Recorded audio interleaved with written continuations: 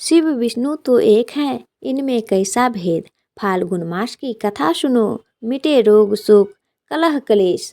हरे कृष्णा, ओम नमः शिवाय। प्रिय भक्तों, आज फाल्गुन मास कृष्ण पक्ष की प्रतिपदा तिथि दिन गुरुवार है। आज से परम पवित्र फाल्गुन मास का शुभारंभ हो चुका है। आपका दिन शुभ और मंगलमय हो। शिव जी की कृपा सदा सर्वदा आप सभी भक्तों पर बनी रहे।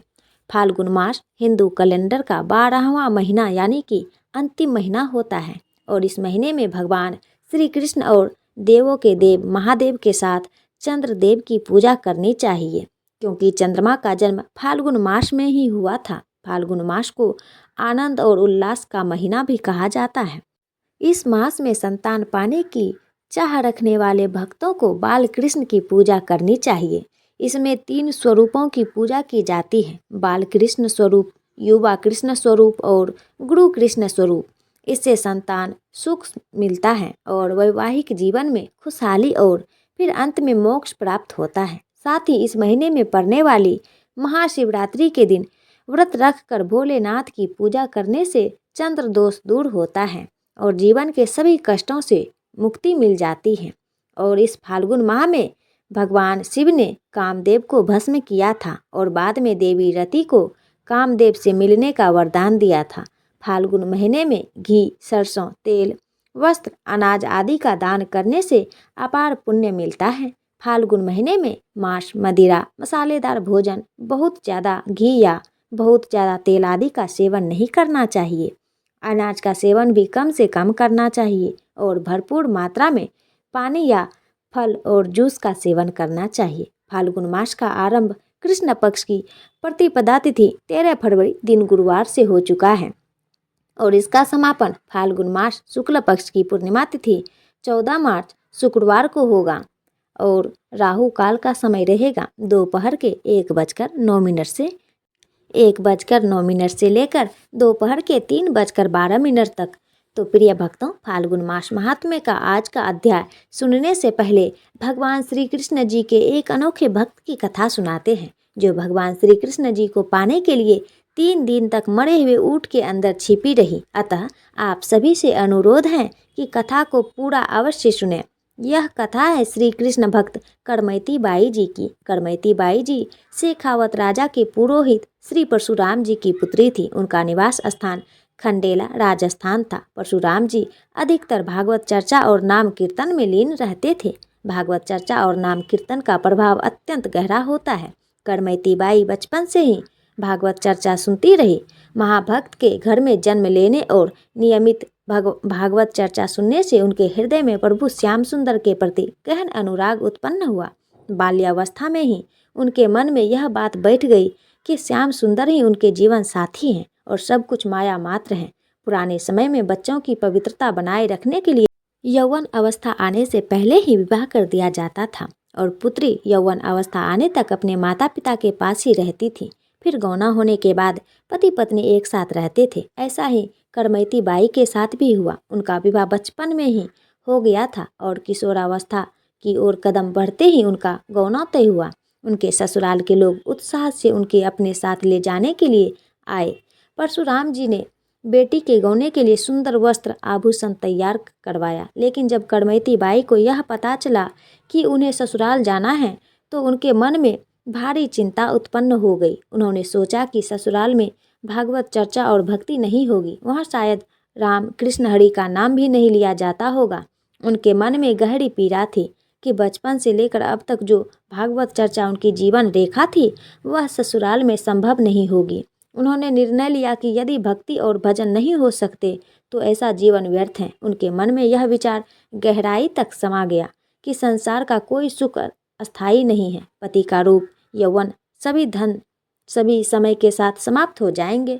करमैती बाई ने निश्चय किया कि उनका जीवन केवल श्री कृष्ण को समर्पित होगा। उन्होंने यह भी महसूस किया कि जन्म मरण, सुख दुख, संपत्ति विपत्ति सब माया का प्रपंच है। इस सत्य को जानकर उन्होंने मन और बुद्धि को प्रभु में समर्पित कर दिया। करमैती बाई ने निश्चय किया कि यह हड्डी और चमड़े से बना शरीर केवल तब तक सार्थक है जब तक यह प्रभु के चिंतन और सेवा में लगा रहे।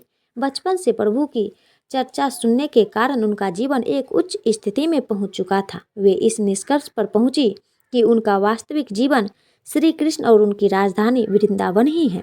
करमैती बाई ने एक रात देखा कि सभी लोग सो गए हैं। उन्होंने आधी रात के समय माता पिता को मन से प्रणाम किया, श्री कृष्ण का स्मरण किया और आंसू बहाते हुए घर से निकल पड़े। यह है सच्ची बहादुरी। वह संसार के सुखों को छोड़कर निश्चय पूर्वक प्रभु के शरण में चल पड़ी। पति के साथ मिलन का समय था। नवविवाहिता होने के कारण सांसारिक सुखों की भरमार थी, लेकिन उन्होंने दृढ़ निश्चय किया कि वे अब से प्रभु के सिवा मेरा कोई नहीं। वह प्रभु के स्मरण और प्रेम में डूबकर वृंदावन की ओर चल पड़ी। उन्हें वृंदावन का पता नहीं था, फिर भी नंदन के प्रति विश्वास ने उनके कदम आगे बढ़ा दिए। जब कोई भागवत शरण लेकर संसार के सभी बंधनों को तिलांजलि देता है तो भगवान उसे गोद में ले लेते हैं। जैसे ही उन्होंने यह कदम उठाया तो श्याम सुंदर उनके मानस पटल पर छा गए। ऐसा नहीं हो सकता कि कोई उनके लिए कदम बढ़ाए और प्रभु उसका साथ ना दे। जैसे ही उसने कदम आगे बढ़े, वृंदावन बिहारी ने अपने रूप माधुरी से उनके मन को आकर्षित कर लिया। प्रभु की शोभा अनोखी है। मोर मुकुट से सजी हुई अद्भुत छवि, घुघरा अलौकिक झलक, चंदन तिलक से सुशोभित ललाट और कमल की तरह सुंदर नेत्र। ऐसा लगता है जैसे वे यही कह रहे हैं कि तुम्हारे लिए मैं प्रतीक्षा कर रहा था, आओ मेरे पास कदम बढ़ाओ, मैं तुम्हारे स्वागत के लिए तैयार हूँ। उनके मन में अलग तरंगे उठ रही थी। वह सोच रही थी कि वृंदावन जाऊंगी, मुझे प्रभु मिलेंगे। जब प्रभु मिलेंगे तो दौड़ के उन्हें गले से लगा लूंगी। जब प्रभु मुझे गले लगाएंगे तो मैं उनके चरणों में लौट जाऊंगी। प्रातःकाल करमैती बाई का नियम था कि जैसे ही उठती तो प्रभु के मधुर नामों का उच्चारण करती, लेकिन आज का दिन कुछ अलग था। उनके कमरे से उनके परिवारजनों को कोई आवाज़ नहीं आई।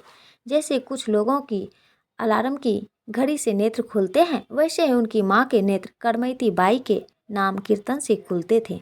आज नाम कीर्तन नहीं हुआ। माँ ने सोचा कि रिश्तेदार आए हैं, शायद करमैती जी देर से सो रही होगी। वह कमरे में गई, लेकिन वहाँ करमैती जी नहीं थी। अब तो हलचल मच गई। पूरे घर में खोज शुरू हुई, लेकिन करमैती बाई कहीं नहीं मिली। माता पिता को बड़ा दुख हुआ। सबसे बड़ा दुख यह था कि ससुराल वालों को क्या जवाब देंगे, लोग क्या कहेंगे कि लड़की भाग गई। यह समाज में सबसे बड़ा अपमान माना जाता है। उन्होंने जहाँ तहाँ खोज शुरू की। नगर में दूत दौड़ा। राजपुरोहित होने के कारण सूचना राजा तक पहुंची। राज सैनिकों को खोज में लगा दिया गया। करमैती बाई ने देखा कि राज सैनिक घोड़ों पर सवार होकर उनकी ओर आ रहे हैं। उन्होंने समझ गया कि पिताजी ने खोज शुरू कर दी है। अब वह क्या करे, भागने का अवसर नहीं था। तभी उनकी नज़र ऊँट के एक कंकाल पर पड़ी। यह कंकाल गिद्धों और सियार द्वारा खाया हुआ था, पूरी तरह सड़ चुका था और उसे भारी दुर्गंध आ रही थी। करमैती बाई उस कंकाल के भीतर छुप गई। उनके मन में केवल एक ही भाव था, श्री कृष्ण मिलन की चाह। वह दुर्गंध भी उन्हें प्रिय लगी, क्योंकि उनके हृदय में केवल प्रभु के चिंतन का भाव था। भक्त के लिए ऐसी स्थिति भी दुख नहीं होता, उसके लिए नरक भी आनंदमय हो जाता है। राज सैनिक चारों ओर खोज रहे हैं, लेकिन किसी के मन में यह विचार नहीं आया कि वह इस कंकाल में हो सकती है। 3 दिन और 3 रात तक वह उसी दुर्गंध भरे कंकाल में छुपी रही। ना कोई दुख, ना कोई घृणा, ना कोई शंका और ना ही प्रभु से कोई शिकायत। यह प्रेम का नियम है कि प्रेमी कभी अपने प्रियतम पर उंगली नहीं उठाता। वह सोचता है कि हम तो आपके नाम पर निकले हैं, मुझे यहाँ रुकना पड़ा, इसमें भी आपकी लीला है। चौथे दिन वे उठ के कंकाल से निकली। उसी समय वहाँ से तीर्थ यात्रियों का एक दल निकला जो नाम कीर्तन कर रहा था। उनके पीछे पीछे चल पड़ी। वे सब गंगा स्नान के लिए जा रहे थे। गंगा जी की शोभा देखकर करमैती बाई जी भी उनके साथ स्नान करने गई। स्नान के बाद उन्होंने विचार किया कि सोने का हार, अंगूठी, कंगन, यह सब भागवत मार्ग के पथिक को शोभा नहीं देती। अपने कीमती आभूषण ब्राह्मणों और पुरोहितों को दान कर दें। अब वे वृंदावन जाने का विचार करने लगी। गंगा स्नान के बाद वे वृंदावन धाम की यात्रा पर निकल पड़ी। वहाँ उन्होंने अपने कपड़े भी त्याग दिए। वृंदावन में उन्हें वट वृक्ष के पत्तों से अपना शरीर ढक लिया और पूरे शरीर पर गीली मिट्टी लेप लिया। यह गजब का वैराग्य था। वे दिन रात भजन में लीन हो गई। उस समय वृंदावन का वास अत्यंत ही कठिन था। जंगलों में सिंह, भेड़िए, चीते, सांप, बिच्छू जैसे जीव घूमते थे। कोई आधुनिक सुविधाएं नहीं थी और केवल सच्चे भागवत प्रेमी ही वृंदावन में रह सकते थे। करमैती बाई के पिता परशुराम जी ने सोचा कि श्री कृष्ण की रूप माधुरी की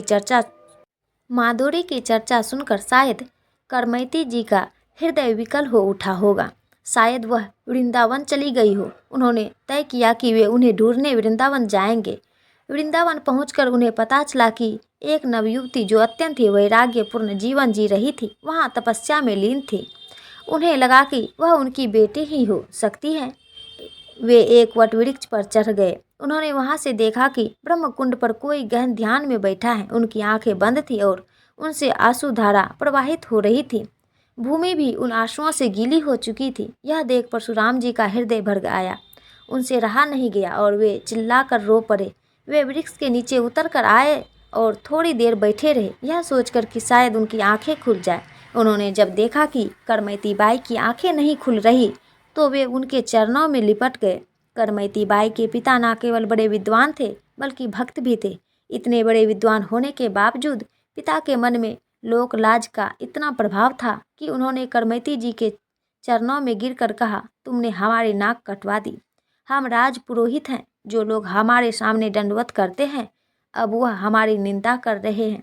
तुम मेरे साथ वापस चलो ताकि हमारा लोग उपहास ना करें। अगर तुम्हारा ससुराल जाने का मन नहीं है तो मत जाओ, घर पर रहो, ठाकुर जी की सेवा करो। यहाँ जंगल है, यहाँ सिंह और व्याघ्र तुम्हारे शरीर को नष्ट कर सकते हैं। मुझे तुम्हारी सुरक्षा की चिंता है। करमैती जी ने उत्तर दिया, पिताजी आपकी बात सत्य है।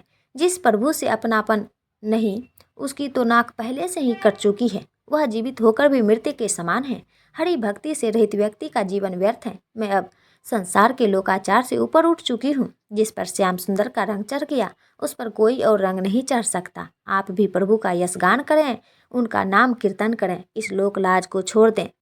आगे कहा, आप विचार कीजिए, आपको 50 वर्ष हो गए भोगों को भोगते हुए। क्या आपको अब तक इनसे अरुचि हुई? क्या आपको इस घर से, उस सम्मान और प्रतिष्ठा से वैराग्य नहीं हुआ? बार बार भोगे हुए विषयों को भोगने की इच्छा और उनका उपयोग करना किसी किसी ज्ञानी का लक्षण है। मैंने तो सब भोगों को देखा है, भोगा नहीं। अब तो देखने की भी इच्छा नहीं रही। मैंने केवल श्याम सुंदर के दर्शन का संकल्प लिया है। आप सभी कर्मों को छोड़कर प्रभु के आश्रित हो जाइए। तन, मन और धन को ठाकुर जी की सेवा में समर्पित कीजिए। करमैती बाई के वचन सुनकर उनके पिता के मोह जनित अज्ञान का नाश हुआ। उनका भ्रम समाप्त हो गया। एक दिन यमुना स्नान के दौरान करमैती बाई को श्री कृष्ण जी की एक मूर्ति मिली जिसे उन्होंने छिपा दिया था। वह मूर्ति उन्होंने अपने पिता को दे दी और उसे वापस ले जाकर घर में विराजमान करने को कहा। उन्होंने कहा, यह साक्षात श्री कृष्ण है।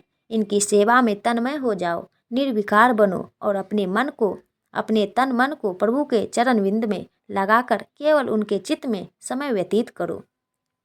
करमैती बाई के दर्शन और कृपा से उनके पिता का चित्त संसार से हटकर प्रभु के चरणों में लग गया। उन्होंने राज दरबार जाना और सांसारिक चर्चाएं करना छोड़ दिया। जब राजा ने उन्हें बुलाने का प्रयास किया तो उन्होंने स्पष्ट उत्तर दिया, अब हमें एक ऐसा दरबार मिल गया है जहाँ से सब कुछ संचालित होता है। हमें किसी अन्य दरबार में जाने की आवश्यकता नहीं है। राजा स्वयं चलकर उनके पास आया और जब उन्हें प्रभु की सेवा में मग्न देखा तो साष्टांग प्रणाम किया। राजा ने कहा, आपको कभी दरबार आने की आवश्यकता नहीं। आपको धन धान जरूरत की सब चीज़ें समय पर यहाँ पहुँचा दी जाएगी। करमैती बाई ने प्रभु श्री कृष्ण के चिंतन में तन्मय होकर वृंदावन में अपने शरीर का त्याग किया और उनकी नित्य सेवा में पहुँच गई। ऐसा भक्त सभी योगी ज्ञानी तपस्विनी में श्रेष्ठ होता है जो केवल प्रभु से प्रेम करता है, केवल प्रभु के लिए की जाती है और केवल प्रभु का भरोसा करता है। भरोसा केवल प्रभु का होना चाहिए, किसी और का नहीं। हमने बहुत से जन्म अपनी मनमानी से व्यतीत कर दिए। अब कितना समय बचा है उसे प्रभु को ईमानदारी से दो। हमने आज तक सुखी होने के लिए अलग अलग खेल खेले। कभी परिवार में आसक्त होकर हमने पूरा जीवन बर्बाद कर लिया, कभी धन में, किसी ने नशे में और कभी गंदे आचरण में। हमारे कई जन्म ऐसे ही चले गए। एक जन्म यह खेल भी खेल कर देख लो, जितना जीवन बचा है उसे केवल प्रभु के अनन्य आश्रित होकर उन्हें समर्पित कर दो। निहाल हो जाओगे, लेकिन आपको भागवत आश्रित तभी माना जाएगा जब केवल प्रभु का चिंतन, प्रभु का नाम जप, प्रभु के रूप का ध्यान, प्रभु की लीला गायन, प्रभु का धाम आपके जीवन का आधार बन जाए। यही जीवन की परम सार्थकता है। प्रेम से बोलिए ओम नमो भगवते वासुदेवाय नमः। हरे कृष्णा। प्रिय भक्तों, अब आइए सुनते हैं फाल्गुन मास महात्म्य का पहला अध्याय, जिसमें हम सुनेंगे शिव महापुराण के पहले अध्याय, पहले दिन की कथा। संपूर्ण शिव महापुराण को 7 संहिता तथा 11 खंडों में बांटा गया है तथा इसमें 24,000 श्लोक है। विदेश्वर, रुद्र, कोटि, रुद्र, उमा, कैलाश, वायु, यह 7 संहिता है और ये स्वयं भगवान शिव जी द्वारा आवाख्या है। सर्वप्रथम भगवान भोलेनाथ ने ही शिव महापुराण कथा का वाचन किया था। शिव महापुराण में भगवान शिव के जीवन चरित्र पर प्रकाश डालते हुए उनके रहन सहन, शिव पार्वती विवाह और उनके पुत्रों की उत्पत्ति के बारे में विशेष रूप से बताया गया है। नारद जी शिव जी की बड़ाई करते हुए कहते हैं कि शिव जी को किसी भी खास वेशभूषा एवं अलंकारों की क्या आवश्यकता, वे तो स्वयं औघड़दानी हैं। जटाजूटधारी, गले में विषैले सर्पों की माला, रुद्राक्ष धारण किए, शरीर पर बागंबर लपेटे, चिता के भस्म से लपेटे हुए और हाथ में त्रिशूल धारण करने वाले वे सदाशिव सारे विश्व को अपनी पदचाप पर डमरू के कर्ण भेदी ध्वनि से नाचते रहते हैं, इसलिए वे नटराज हैं। नीलकंठ खुद विश्व पर कर संसार तथा समस्त देवताओं को भव सागर से पार लगाने वाले शिव जी को कोटि कोटि प्रणाम है। शिव जी की जटाएं अंतरिक्ष की प्रतीक हैं। घने बालों से काली और उजली लटा में चंद्रमा विराजमान है। उन्हीं से गंगा का अवतरण भी हुआ है। तो यह अनंत अंतरिक्ष का प्रतीक है। चंद्रमा मन का प्रतीक है। शिव का मन चांद की तरह भोला, निर्मल, उज्जवल और जागृत है। भगवान शिव जी की महिमा अनंत और अपार है। उनकी महिमा का गायन कोई नहीं कर सकता। भगवान शिव जी खुद महामृत्युंजय हैं। उनकी कृपा से मृत्यु के समीप पहुंचा व्यक्ति भी स्वस्थ होकर जीवित हो उठता है। ऐसे परोपकारी एवं अपरिग्रह भगवान शिव का चरित्र वर्णन करने के लिए इस शिव महापुराण की रचना महर्षि वेदव्यास जी द्वारा की गई है। तो अब आइए श्रवण करते हैं शिव महापुराण का प्रथम अध्याय, जिसमें श्री सूत जी द्वारा शिव जी के उत्कृष्ट महिमा का वर्णन किया गया है। प्रिय भक्तगणों, आपसे अनुरोध है, यदि आप शिव महापुराण कथा को सुन रहे हैं तो नियमित रूप से जब भी समय मिले इन कथाओं को पूरा अवश्य सुनिए। श्री शौनक जी ने पूछा, महाज्ञानी सूत जी, आप संपूर्ण सिद्धांतों के ज्ञाता हैं, कृपया मुझे पुराणों के साथ का वर्णन करें। ज्ञान और वैराग्य सहित भक्ति से प्राप्त विवेक की बुद्धि कैसी होती है तथा साधु पुरुष कैसे अपने काम, क्रोध और विचारों का निवारण करते हैं। इस कलयुग में सभी जीव आसुरी स्वभाव के हो गए हैं, अतः कृपया करके मुझे ऐसा साधन बतलाइए जो कल्याणकारी एवं मंगलकारी हो तथा पवित्रता के लिए हो। प्रभु, वह ऐसा साधन हो जिससे मनुष्य की शुद्धि हो जाए और उस हे वाले पुरुष को सदैव के लिए शिव की प्राप्ति हो जाए। श्री सूत जी ने उत्तर दिया, शौनक जी, आप धन्य हैं, क्योंकि आपके मन में पुराण कथा को सुनने के लिए अपार प्रेम लालसा है। इसलिए मैं तुम्हें परम उत्तम शास्त्र की कथा सुनाता हूँ। संपूर्ण सिद्धांत से संपन्न भक्ति को बढ़ाने वाला तथा शिव जी को संतुष्ट करने वाला अमृत के समान दिव्य शास्त्र है। शिव पुराण इसका पूर्व काल में शिव जी ने ही प्रवचन किया था। गुरुदेव व्यास ने सनत कुमार मुनि का उपदेश पाकर आदर पूर्वक इस पुराण की रचना की। यह पुराण कलयुग में मनुष्य के हित का परम साधन है। शिव पुराण परम उत्तम शास्त्र है। यह पृथ्वी लोक में सभी मनुष्यों को भगवान शिव के विशाल स्वरूप को समझाना चाहिए। यह मनोवांछित फलों को देने वाला है। इससे मनुष्य निष्पाप हो जाता है तथा इस लोक में सभी सुखों को भोग करके अंत में शिवलोक को प्राप्त करता है। शिव महापुराण में 24,000 श्लोक हैं, जिसमें 7 संहिता हैं। शिव महापुराण परम ब्रह्म परमात्मा के समान गति प्रदान करने वाला है। मनुष्य को पूरी भक्ति एवं संयम पूर्वक इसे सुनना चाहिए। जब मनुष्य प्रेम पूर्वक इसका पठन करता है वह निस्संदेह पुण्य आत्मा है। भगवान शिव उस विद्वान पुरुष पर प्रसन्न होकर उसे अपना धाम प्रदान करते हैं। प्रतिदिन आदरपूर्वक शिव महापुराण का पूजन करने वाले मनुष्य संसार में संपूर्ण सुखों को भोगकर भगवान शिव के पद को प्राप्त करते हैं। वे सदा सुखी रहते हैं। शिव पुराण में भगवान शिव का सर्वत्र है। इस लोगों को परलोक में सुख की प्राप्ति के लिए आदरपूर्वक इसका सेवन करना चाहिए। यह निर्मल शिव पुराण धर्म, अर्थ, काम और मोक्ष रूप चारों पुरुषों को देने वाला है, अतः सदा प्रेम पूर्वक इसे सुनना एवं पढ़ना चाहिए। शौनक जी ने कहा, हे सूत जी, आपको परमार्थ तत्व का संपूर्ण ज्ञान है। आपकी कृपा से, आपकी बताई हुई दिव्य कथा से आज हमने यह जान लिया कि इस भूतल पर कल्याण के लिए इस कथा से उत्तम दूसरा कोई साधन नहीं है। अब आप हमें कृपया करके यह बतलाइए कि इस पृथ्वी पर इस कथा को सुनकर किस प्रकार से पापी शुद्ध हो जाते हैं। सूत जी बोले, हे मुनि, इस पुराण के पठन अथवा ज्ञान से अवश्य ही पापी, दुराचारी और काम क्रोध में डूबे रहने वाले लोग शुद्ध हो सकते हैं। कुछ प्राचीन इतिहास का वर्णन ऋषियों ने इस प्रकार से किया है। इसके श्रवण या पठन से पापों का संपूर्ण नाश हो जाता है।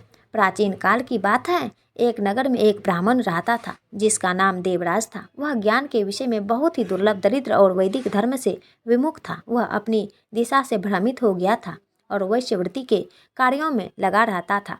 उसे स्नान, संध्या आदि कर्मों का ज्ञान नहीं था। वे हमेशा उस पर भरोसा करने वाले लोगों को ठगता था। उसने सभी लोगों के धन को हड़प लिया था, एक भी धन धर्म के काम में नहीं लगाया था। एक समय वह घूमता हुआ प्रतिष्ठान पर पहुंच गया। वहाँ बहुत सारे साधु महात्मा इकट्ठे हुए थे। वहाँ पर एक शिवालय था। उसकी नज़र उस शिवालय पर पड़ी। उसको यह देखकर ज्वर आ गया, जिससे उसे पीड़ा होने लगी। इस शिवालय पर एक ब्राह्मण शिव पुराण कथा कह रहे थे।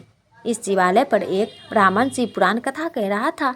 तब वह ज्वर में पड़ा हुआ ब्राह्मण भी उसे निरंतर सुन रहा था। एक महीने के बाद वह ज्वर से अत्यंत पीड़ित होने लगा और फिर चल बसा। यमराज के दूत आकर उसे बलपूर्वक पासों में बांध कर ले गए। तभी वहाँ पर भगवान शिव के पार्षदगण शिवलोक में आ पहुँचे। उसके स्वरूप का वर्णन इस प्रकार है। वह उज्जवल दिख रहे थे। उनके हाथों में त्रिशूल थे। उनके अंग भस्म से उद्रसीन थे। उनके गले में रुद्राक्ष की मालाएं थी। वो लोग अत्यंत क्रोध के साथ यमपुरी में गए और यमराज के दूतों को खूब मारा और धमकाया और उस देवराज को उसके चंगुल से छुड़वाकर अपने अद्भुत विमान में बैठाकर कैलाश पर जाने लगे। यमपुरी में तब बहुत ही कोलाहल मच गया था, जिसे सुनकर धर्मराज अपने भवन से बाहर निकले। तब भगवान शिव के उन दूतों को देखकर धर्मराज ने अपने ज्ञान दृष्टि से सब कुछ जान लिया और उसकी पूजा की। उन्होंने भय के कारण उन दूतों को कोई प्रश्न नहीं किया और फिर वह दूत कैलाश को निकल गए और वहां पहुंचकर उन्होंने देवराज को भगवान शिव के हाथों में सौंप दिया। इस प्रकार शिव पुराण केवल श्रवण मात्र से देवराज को शिवलोक प्राप्त हुआ। आगे शौनक जी ने कहा, हे सूत जी, आप महाज्ञानी हैं। आपकी बताई हुई इस कथा को सुनकर मैं अत्यंत आनंदित हो गया। कृपया करके आप हमें ऐसी अन्य कथाएं भी सुनाइए। सूत जी ने कहा, हे शौनक, तुम शिव भक्तों में अत्यंत श्रेष्ठ हो, अतः मैं तुम्हें गोपनीय कथा वस्तु का ज्ञान देता हूँ। एक समय समुद्र के निकट के प्रदेश में एक वाष्कल नाम का ग्राम था। वहाँ पर महापापी द्विज रहते थे, जिनको वैदिक धर्म का ज्ञान नहीं था। वहाँ पर रहने वाले सारे लोग अत्यंत दुष्ट थे। उनको कोई भी धर्म की वस्तुओं पर विश्वास नहीं था। वो लोग ना तो देवताओं पर भरोसा करते थे, ना तो भाग्य पर। ऐसे कुटिल प्रवृत्ति वाले लोग का मन हमेशा दूषित विषम में लगा रहता था। वे लोग अपने पास अत्यंत भयानक अस्त्र शस्त्र रखते थे। इन लोगों को ज्ञान, वैराग्य और सदकर्म का कोई भी ज्ञान नहीं था। वहाँ पर द्विज के साथ अन्य जाति के लोग भी उसकी तरह ही रहते थे। इस प्रदेश की स्त्रियां का भी अत्यंत कुटिल स्वभाव था। वे लोग स्वेच्छाचारिणी, पापी, कुसंगति विचारों वाली थी और वह विचार थी। उनको सद्व्यवहार एवं सदाचार के विषय में कोई भी ज्ञान नहीं था। पूरा ग्राम दुष्टों से ही भरा पड़ा था। एक समय इस वाष्कर नाम के गांव में बंधुक नाम का ब्राह्मण निवास करता था। वह अधर्मी, दुरात्मा, महापाप था। उसकी पत्नी का नाम चंचला था। वह अत्यंत सुंदर थी। वह हमेशा उत्तम कर्म का पालन करती थी। फिर भी उसकी पत्नी को छोड़कर वह ब्राह्मण वैश्यगामी हो गया था। ऐसे ही अनेक बहुत वर्ष निकल गए। उसकी स्त्री चंचला काम से पीड़ित थी, किंतु उसने अपने धर्म कभी नहीं छोड़ा। वह दीर्घकालीन समय तक धर्म का पालन करती रही। परंतु अंत में ऐसे दुष्ट पति के साथ रहकर वह भी उसके प्रभाव से दुष्ट बन गई। ऐसे ही उन दोनों पति पत्नी का अधिकतर समय दुराचार में ही निकल गया। इसके बाद एक दिन वह दूषित बुद्धि वाले ब्राह्मण की मृत्यु हुई और वह नरक में जा पहुंचा। उसने बहुत समय तक नरक में दुख भोगे। तदंतर वह दुष्ट ब्राह्मण बंद पर्वत पर भयंकर पिशाच हुआ और उसकी पत्नी चंचला उसके बाद बहुत समय तक अपने पुत्रों के साथ रही। एक दिन वह कोई अवसर पर अपने भाई बंधुओं के साथ गोकर्ण क्षेत्र गई और किसी तीर्थ में जाकर वहाँ के जल में स्नान किया। वहाँ पर घूमने लगी। घूमते घूमते वह कोई देव मंदिर में जा पहुँची। वहाँ पर एक ब्राह्मण भगवान शिव की पवित्र पौराणिक कथा सुना रहे थे। चंचला ने वह कथा सुनी। ब्राह्मण कथा सुनाते समय कह रहे थे कि जो स्त्रियां पर पुरुषों के साथ वह विचार करती हैं, वह जब मृत्यु को प्राप्त होती हैं तो यमलोक में दूत उनकी योनि में जले हुए लोहे का पारख डालते हैं। ऐसा सुनकर चंचला भयभीत हो गई और कांपने लगी। कथा समाप्त होने के बाद सब लोग वहां से चले गए। तब चंचला ने उस कथा सुनाने वाले ब्राह्मण से पूछा, हे ब्राह्मण, मुझे धर्म का ज्ञान नहीं है, अतः मेरे से दुराचार हो गया। आज इस कथा को सुनने के बाद मुझे बहुत डर लग रहा है। मैं यह सुनकर भय से कांप रही हूँ कि इस संसार से मुझे वैराग्य हो गया है। मेरे जैसे पापी को अधिकार है कि मैं कुसंगति विषयों में फंसकर अपने धर्म से भ्रष्ट हो चुकी हूँ। मैं निंदनीय हो चुकी हूँ। मुझे किस प्रकार घोर यातनाएं सहनी पड़ेगी और कैसी दुर्गति मिलेगी। मेरे जैसे पापी की सहायता कौन करेगा। मनुष्य के बाद वह भयंकर यमदूत जो मुझे गले में फंदे डालकर ले जाएंगे, उसका सामना मैं किस प्रकार करूँगी। नरक में मुझ जैसे पापिनी के टुकड़े किए जाएंगे तो वह मैं कैसे सहन कर पाऊंगी। मैं अत्यंत पापी हूँ और हर तरह से पाप में डूब चुकी हूँ। मैं नष्ट हो गई हूँ। हे ब्राह्मण, मेरे माता पिता और गुरु आप ही हैं। मैं आपकी शरण में आई हूँ। मुझ अबला का उद्धार कीजिए। सूत जी ने कहा। चंचला इस प्रकार से खेद और वैराग्य युक्त ब्राह्मण देवता के चरणों में गिर पड़ी। तब उस बुद्धिमान ज्ञानी ब्राह्मण ने उसे उठाया और कहा, बड़ी भाग्यशाली हो कि शिव पुराण के वैराग्य प्रदान करने वाली कथा को सुनकर तुम्हें समय पर भान हो गया। हे नारी, तुम चिंता मत करो, भगवान शिव की शरण में आओ। भगवान शिव तुम्हारे समस्त पाप तुरंत समाप्त कर देंगे। यह कहकर ब्राह्मण चंचला को समक्ष पापों को हरने वाली तथा सुख एवं सद्गति देने वाली शिव पुराण कथा की महिमा का वर्णन करते हैं। शिव पुराण की इस वैराग्य युक्त कथा को सुनकर तुम्हें समय पर चेतना हो गया है। ब्राह्मण पत्नी, तुम डरो मत, भगवान शिव की शरण में जाओ।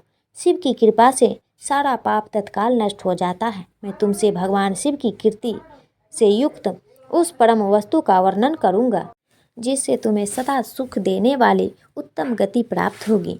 शिव की उत्तम कथा सुनने से ही तुम्हारी बुद्धि पश्चाताप से युक्त एवं शुद्ध हो गई है। साथ ही तुम्हारे मन में विषयों के प्रति वैराग्य हो गया है। पश्चाताप ही पाप करने वाले पापियों के लिए सबसे बड़ा प्रायश्चित है। सत्पुरुषों ने सबके लिए पश्चाताप को ही सब पापों को रोधक बताया है। पश्चाताप से ही सब पापों की शुद्धि होती है। जो पश्चाताप करता है वही वास्तव में पापों का प्रायश्चित करता है, क्योंकि सत्य पुरुषों ने समस्त पापों की शुद्धि के लिए प्रायश्चित करने का उपदेश दिया है। यह सब पश्चाताप से संपन्न हो जाता है। जो पुरुष विधि पूर्वक प्रायश्चित करके निर्भय हो जाता है, वह अपने कुकर्म के लिए पश्चाताप नहीं करता। उसे प्रायः उत्तम गति प्राप्त नहीं होती, किंतु जिसे अपने को कृत्य पर हार्दिक पश्चाताप होता है, वह अवश्य उत्तम गति का भागी होता है। उसमें संशय नहीं होता। इस शिव महापुराण की कथा सुनने से जैसे चित्त की शुद्धि होती है, वैसे दूसरे उपायों से नहीं होती। जैसे दर्पण साफ करने पर निर्मल हो जाता है, उसी प्रकार इस शिव पुराण की कथा से चित्त अत्यंत शुद्ध हो जाता है। इसमें संशय नहीं है। मनुष्य के शुद्ध चित्त में जगदम्बा पार्वती सहित भगवान शिव जी विराजमान रहते हैं। इससे वह विशुद्ध आत्मा पुरुष श्री शाम सदाशिव के पद को प्राप्त होता है। इस उत्तम कथा का श्रवण समस्त मनुष्यों के लिए कल्याण का बीज है। अतः यथोचित मार्ग से इसकी आराधना तथा सेवा करनी चाहिए। यह भाव बंधन रूपी रोग का नाश करने वाली है। भगवान शिव जी की कथा को सुनकर भी अपने हृदय में उसका मनन एवं अध्ययन करना चाहिए। इससे पूर्णतः चित्त शुद्ध हो जाता है। चित्त शुद्धि होने से महेश्वर की भक्ति अपने दोनों पुत्रों ज्ञान और वैराग्य के साथ निश्चित ही प्रकट होती हैं। तत्पश्चात महेश्वर के अनुग्रह से दिव्य मुक्ति प्राप्त होती है। इसमें संशय नहीं है। जो मुक्ति से वंचित है उसे पशु समझना चाहिए, क्योंकि उसका चित्त माया के बंधन में आसक्त है। वह निश्चित ही संसार बंधन से मुक्त नहीं हो पाता। ब्राह्मण पत्नी, इसलिए तुम विषयों से मन को हटा लो और भक्ति भाव से इस भगवान शंकर की पावन कथा को सुनो। परम ब्रह्मा शंकर की इस कथा को सुनने से तुम्हारे चित्त की शुद्धि होगी और इससे तुम्हें मोक्ष की प्राप्ति होगी। जो निर्मल चित्त से भगवान शिव के चरना बिंदु का चिंतन करता है उनकी एक ही जन्म में मुक्ति हो जाती है। यह मैं तुमसे सत्य कहता हूँ। अब सूत जी कहते हैं, शौनक जी, इतना कहकर वह श्रेष्ठ शिव ब्राह्मण चुप हो गए। उनका हृदय करुणा से आर्द्र हो गया था। वे शुद्ध चित महात्मा भगवान शिव के ध्यान में मग्न हो गए। उनके बाद बिंदु की पत्नी चंचला मन ही मन प्रसन्न हो उठी। ब्राह्मण का उक्त उपदेश सुनकर उसके नेत्रों में आनंद के आंसू छलक आए थे।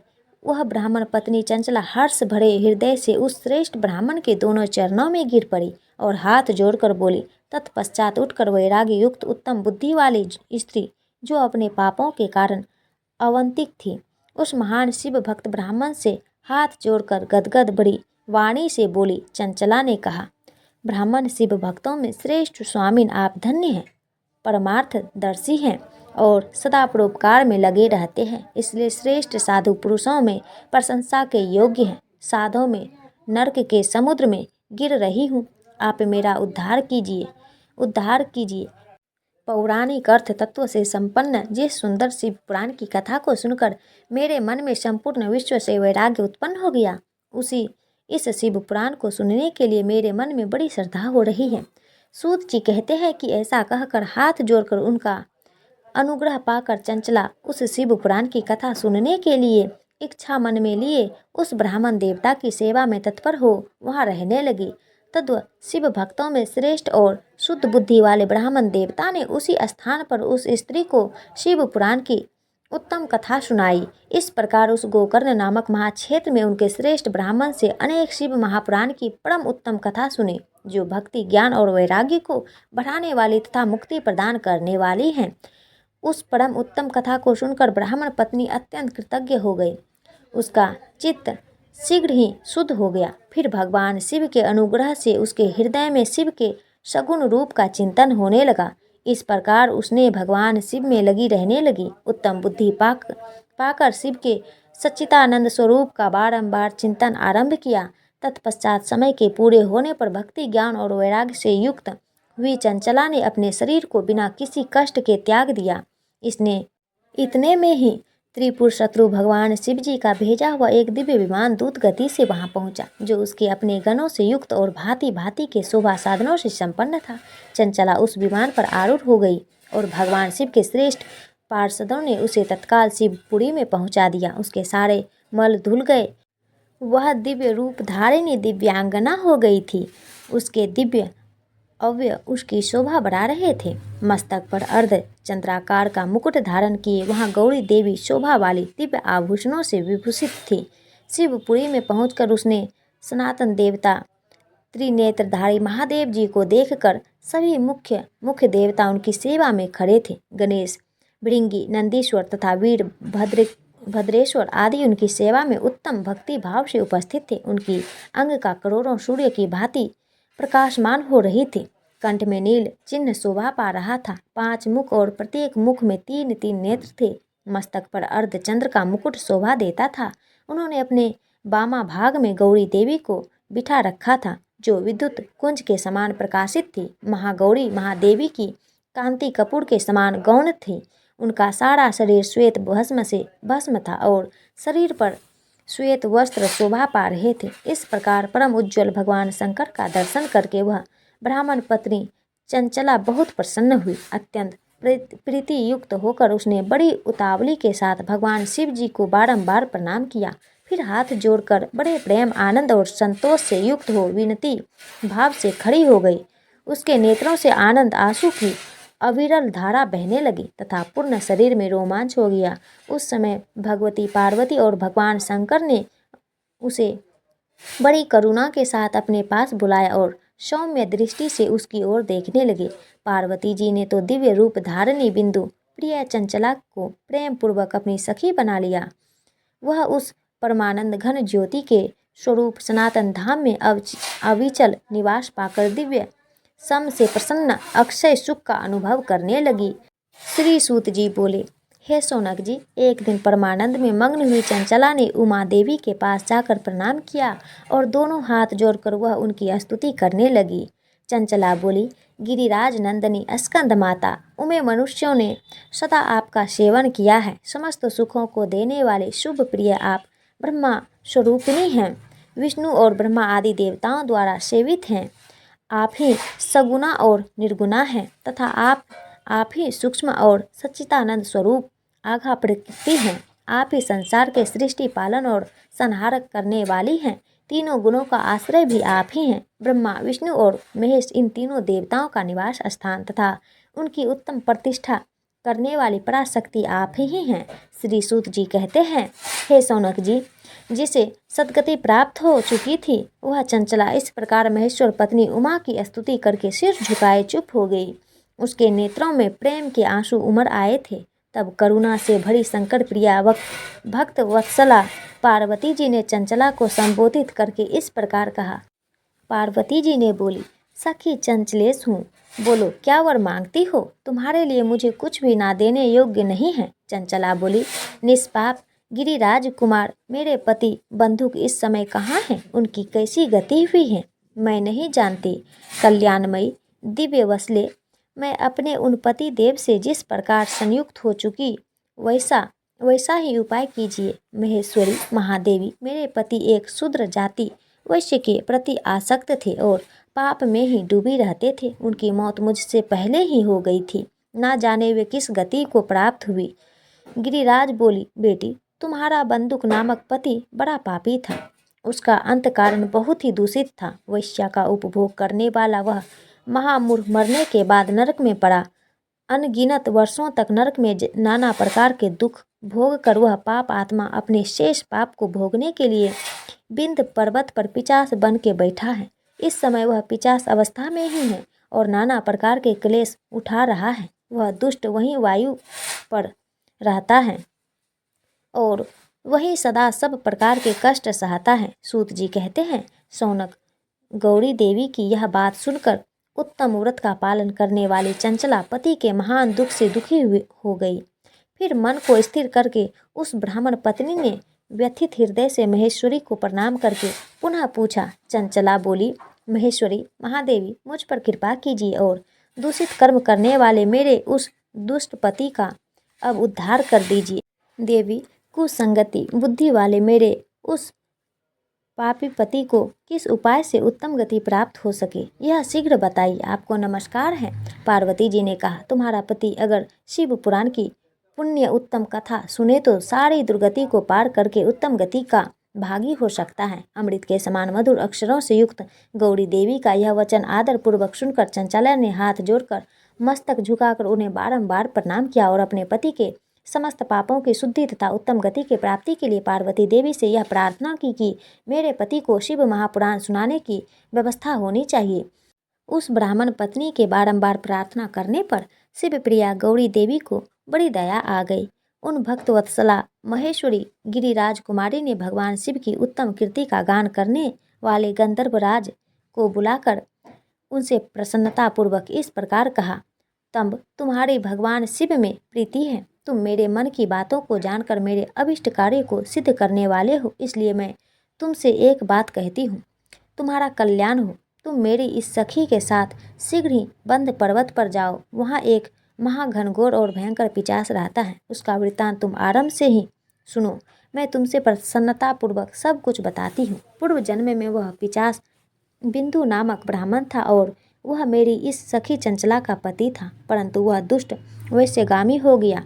स्नान ध्यान आदि नित्य कर्म छोड़कर अपवित्र रहने लगा। क्रोध के कारण उसकी बुद्धि पर मूर्छा छा गई थी। वह कर्तव्य का विवेक नहीं कर पाता था। दूषित वस्तुओं का दान देना यही उसका स्वाभाविक कर्म बन गया था। वह अस्त्र शस्त्र लेकर हिंसा करता, बाएं हाथ से खाना खाता, दिनों को सताता और क्रूरतापूर्वक पराये घरों में आग लगा देता था। डालों से प्रेम करता और प्रतिदिन वैश्य के संपर्क में रहता। बड़ा दुष्ट था वह पापी। अपनी पत्नी का परित्याग करके दुष्टों के संग में ही आनंद मनाता था। वह मृत्यु पर्यंत दुराचार में ही फिर अंतकाल आने पर उसकी मौत हो गई। वह पापियों के भोग स्थान घोर यमपुरी में गया। वहाँ पर बहुत से दुखों को भोग करके वह दुष्ट आत्मा जीव इस समय विंध्य पर्वत पर पिशाच बना हुआ है। वह दुष्ट पिशाच अपने पापों का फल भोग रहा है। तुम उसकी आगे यत्नपूर्वक शिव महापुराण की उस दिव्य कथा का वाचन करो जो परम पुण्यमय तथा समस्त पापों का नाश करने वाली है। शिव महापुराण कथा का श्रवण उसके उत्कृष्ट पुण्य कर्म है। उसका हृदय शीघ्र ही समस्त पापों से शुद्ध हो जाएगा और वह प्रेत योनि से जीवन त्याग देगा। उस दुर्गति से मुक्त होने पर बंदूक नामक पिशाच को मेरी आज्ञा से विमान पर बैठाकर तुम भगवान शिव के धाम ले जाओ। सूत जी कहते हैं, शौनक महेश्वरी उमा के इस प्रकार आदेश देने पर गंधर्व राज तमर मन बड़े प्रसन्न हुए। उन्होंने अपने भाग्य की सराहना की। तत्पश्चात उस पिशाच की सती साध्वी पत्नी चंचला के साथ विमान पर बैठकर नारद जी के प्रिय मित्र तमर वेग पूर्वक विंध्याचल पर्वत पर गए, जहाँ वह पिशाच रहता था। वहाँ उन्होंने उस पिशाच को देखा।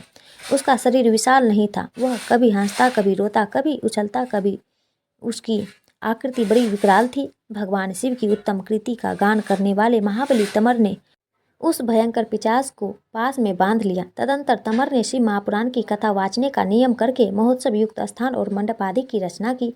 इतने में ही संपूर्ण लोकों में बड़े वेग से यह प्रचार हो गया कि देवी पार्वती की आज्ञा से एक पिशाच का उद्धार करने के उद्देश्य से शिव महापुराण की उत्तम कथा सुनाने के लिए तमर विंध्य पर्वत पर गए हैं।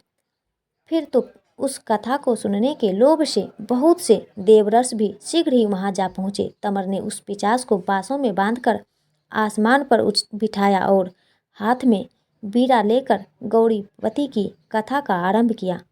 विघेश्वर संहिता से लेकर 7वीं वायु संहिता तक महालय सहित शिव महापुराण की कथा का उन्होंने स्पष्ट वर्णन किया। 7 संहिताओं सहित शिव महापुराण का आदर पूर्वक श्रवण करने से सभी श्रोता पूर्ण रूप से कृतार्थ हो गए। उस परम पुण्य में शिव महापुराण को सुनकर उस पिशाच ने अपने सारे पापों को धोकर उस पिशाचित शरीर को त्याग दिया। फिर तो शीघ्र ही उसका रूप दिव्य हो गया। अंग कांति गौरवर्ण की हो गई। शरीर पर श्वेत वस्त्र तथा सब प्रकार से सुशोभित उसके अंगों को उदास करने लगे। वह त्रिनेत्रधारी चंद्रशेखर रूप हो गया। इस प्रकार दिव्य देहधारी रूप होकर श्रीमान बंदूक अपने प्राण वल्लभा चंचला के साथ स्वयं भी पार्वती वल्लभा भगवान शिव का गुणगान करने लगा। उसकी स्त्री को इस प्रकार से सुशोभित देख हुए सभी महर्षि बड़े ही विस्मित हुए। उसका चित्त परमानंद से परिपूर्ण हो गया। भगवान महेश्वर का यह अद्भुत चरित्र सुनकर वे सभी श्रोता परम कृतार्थ और प्रेम पूर्वक श्री शिव का योग यथोगान करते हुए अपने अपने धाम को चले गए। दिव्य रूपधारी श्रीमान बंदूक भी सुंदर विमान पर अपनी प्रियतमा के साथ बैठकर सुखपूर्वक आकाश में स्थित हो बड़ी शोभा पाने लगा। तो बोलिए ओम नमः शिवाय, जय भोलेनाथ। प्रिय भक्तगणों, अब कल के शिव महापुराण कथा को सुनना अति आवश्यक है, क्योंकि इसमें शिव पुराण के श्रवण की विधि तथा श्रोताओं के पालन करने वाले योग्य नियमों का वर्णन किया गया है, जिसे सुनकर भक्तों का कल्याण होता है। आप सभी भक्तगणों पर भगवान भोलेनाथ की कृपा सदा सर्वदा बनी रहे। इसी